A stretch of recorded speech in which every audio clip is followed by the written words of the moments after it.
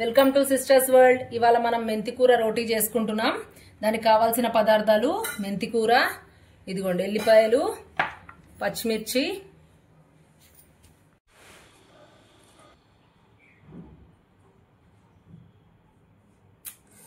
పిండి వేసుకున్నాం కదా, దాంట్లో కొద్దిగా ఉప్పు వేసుకోవాలి,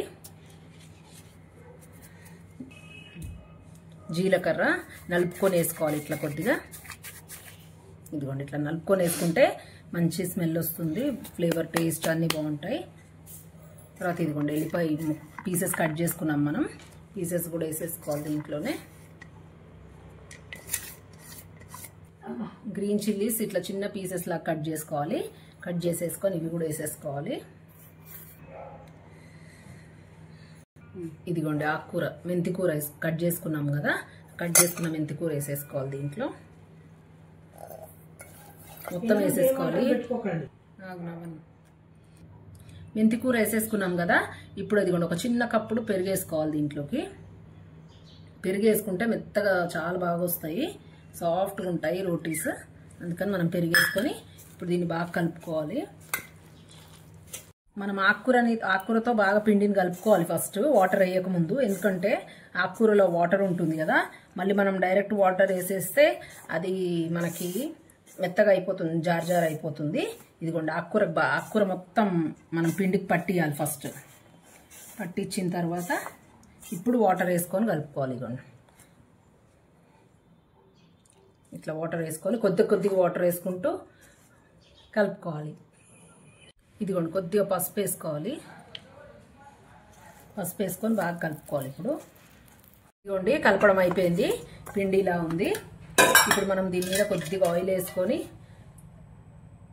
ఇదిగోండి కొంచెం ఇట్లా మొత్తం సైడ్స్ పైన అంతా పెట్టేసుకొని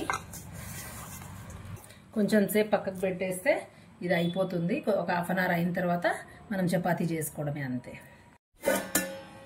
ఇదిగోండి మెంతికూర అది పిండి నానిపోయింది, మెంతికూర వేసి కలిపాం కదా, పిండి నానిపోయింది.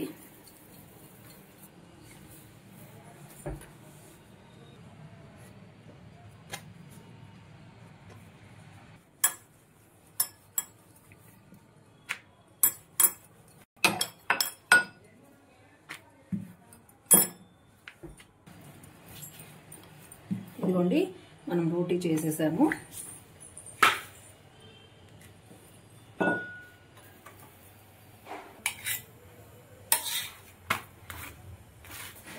టూ సైడ్స్ బాగా ఆయిల్ వేసి కాల్చుకోవాలి.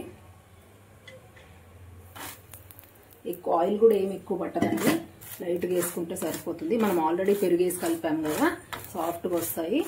టేస్ట్ అయితే చాలా బాగుంటుందండి. రైతాతో తినొచ్చు, పచ్చడితో తినొచ్చు, దేంతో అయినా తినొచ్చు, మన ఇష్టం. కర్రీస్తో అయినా తినొచ్చు, కానీ రైతాతో బెస్ట్ కాంబినేషన్.